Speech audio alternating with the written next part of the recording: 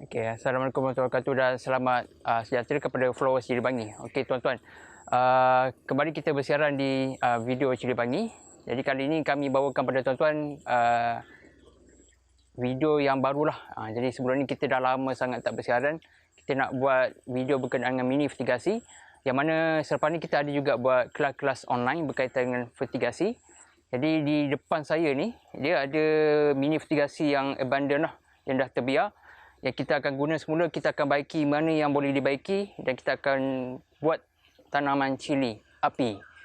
Jadi jom kita saksikan.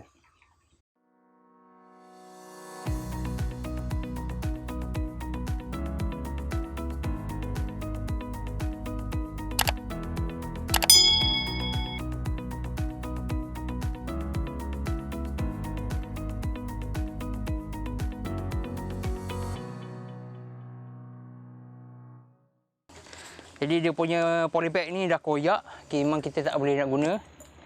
Dan wick mat ni pun akan koyak juga. Jadi saya akan minimaskan kerosakan dia tu. Saya akan potong lah. Tapi still ada yang berlubang. Cuma mana bahagian yang kita boleh pakai, kita akan guna semula lah. Jadi kita yang ni completely, keseluruhan dia memang akan dibuang lah polybag ni. Okay. Jadi di Cili Bangi kita gunakan sepenuhnya sabut kelapa. Ada setengah orang menggunakan separuh sabut kelapa, separuh sekam padi. Ada juga yang menggunakan sepenuhnya sekam padi. Jadi berbeza-beza lah teknik. Jadi ada disiplin-disiplin yang perlu dipatuhi dan juga SOP yang perlu diikut lah. Jadi tak semua SOP boleh fit dengan sistem yang sama. Jadi pada kami, berdasarkan SOP penanaman yang kami dah tanam, kita menggunakan sepenuhnya sabut kelapa lah. Jadi sabut kelapa ni kita boleh rawat. Maknanya setiap kali musim yang baru, kita akan buat rawatan sabut. Nanti kita akan buat tunjuk dalam video yang seterusnya cara-cara untuk merawat sabut lah. Okey. So, jadi dia akan jadi macam ni lah. Maknanya yang betul-betul kita panggil ready, yang sedia untuk ditanam sabutnya. Jadi dengan dia punya polybagnya masih tak reput. Jadi kita akan asingkan mana yang dah terkoyak ni, kita akan asingkan. Jadi kita akan pilih mana yang betul-betul boleh digunakan semula lah. Jadi sabut ni sayang, dia masih boleh digunakan semula. Mana yang kurang kita akan tambah. Jadi yang mana kurang ni, kita akan ambil yang mana yang dalam polybag yang reput, kita akan tambah dalam polybag yang kurang lah sabut ni. Okey. So kita akan susun polybag ni ke bahagian tapak penanaman kita. Okey. Jom. Okay, tadi kita dah selesai bahagian pemilihan sabut dan juga polybag, yang mana kita dapat pemilihan mana yang reput, mana yang masih elok, kita akan guna semula.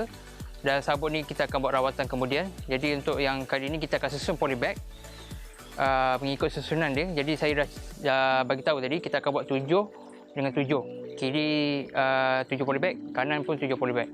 Jadi jarak antara setiap polybag ni kita akan buat dia 2 kaki 2 kaki. Jadi untuk penanaman cili minimum 2 kaki. Ada setengah tempat tu dia lebihkan sedikit. Itu terpulang lah. Cuma dia akan kurang dari segi bilangan polybag dalam satu kawasan. Kalau lagi luas, lagi jauh jarak antara polybag. Jadi minimum kita akan buat 2 kaki. 2 kaki center daripada tengah ke tengah.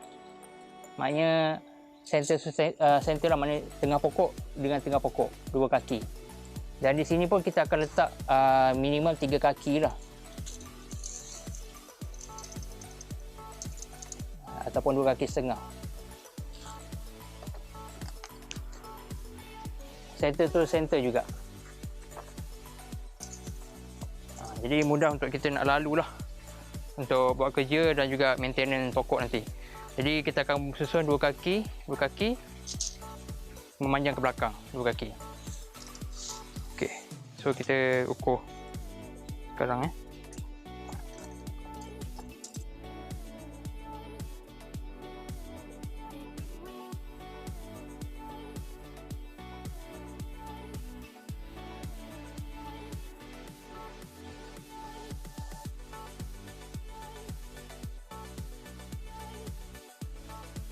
Okey, tuan-tuan, sekarang kita nak cantumkan dia dengan sumber air, pipe ni. Dan saiz 16mm ni akan disambung terus dengan elbow 16mm daripada tangki. Okey, Okey, daripada air daripada tangki ni akan mengairi ke dalam polybag lah.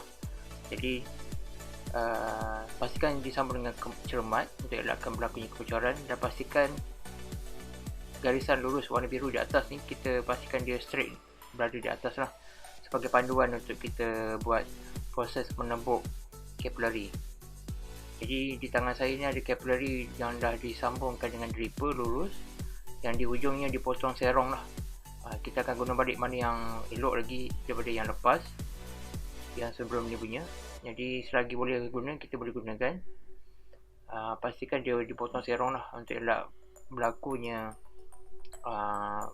kebocoran dan juga air yang tidak mengalir lah ke dalam polybag. Jadi jarak yang kita akan, jadi panjang capillary ni dia adalah 2 kaki yang kita akan masukkan ke bersebelahan dengan polybag. Pastikan jangan terlalu jauh lah kedudukan capillary itu dengan polybag. Jadi jarak antara satu lubang dengan lubang yang kedua, saya biasa letak dalam 1 inci, anggaran 1 inci lah. Dan kita akan gunakan penembuk lubang mudah ataupun puncher. Jadi lebih sesuai menggunakan alat yang sebetulnya lah. Jadi jarak tu 1 inci anggaran lah, lebih kurang. Jadi daripada satu polybag ke polybag yang di depan ni, dia tak adalah terlalu jauh jarak dan tidak terlalu dekat.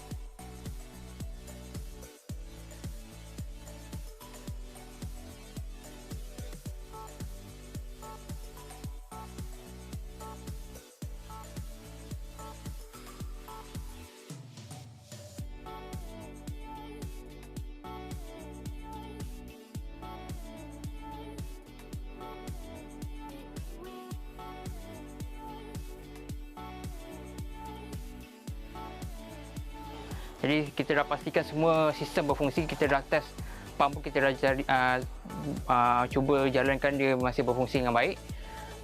Pipe pun tak ada bocor, kita dah ganti yang baru. Polybag kita dah pastikan yang tak reput, dan capillary kita pastikan tak ada yang bocor. Last kali kita akan check timer lah. Jadi timer ni saya guna yang baru, sebab timer yang lama kita dah habis, dah punya bateri dah loose lah. Jadi timer ni dia plug-in timer yang mana tuan boleh dapat kat kedai-kedai elektrik lah yang dijual. Harga bajet dalam antara 40 ke 55 macam tu harga dia. Jadi saya galakkan guna digital timer. Ada satu lagi timer yang lain tu kita panggil analog, yang ada jarum. Yang tu dia tak boleh control by minute. Maknanya kalau kita nak 1 minit jalan, dia tak boleh. Dia satu jarum tu 5 ke 10 minit. Jadi susah untuk kita control, kawal 1 minit untuk satu-satu masa lah. Jadi digital timer ni kita boleh set 1 minit, atau contoh kita nak pump daripada pukul 10 1 minit. Jadi selama 1 minit tu kita boleh gunakan digital timer lah. Cara nak set timer untuk mini ventilasi saya akan bagi link dekat dalam description di bawah lah. Nanti boleh tengok. So kita hanya cabut je plug ni. Jadi plug and play. Tapi pastikan kita dah set lah berdasarkan video yang saya bagi dalam description. So semudah macam tu je. So timer ni dah boleh berfungsi mengikut program yang kita dah setkan dekat dalam timer lah. Okey. Itu saja 5 perkara yang kita boleh semak kalau kita nak mulakan semula projek mitigasi yang dah terbiar lama lah.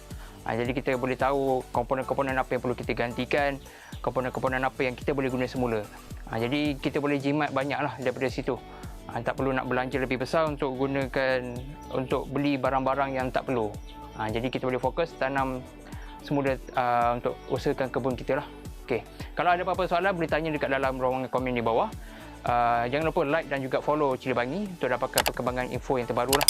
Jadi nantikan video daripada kami dan adios.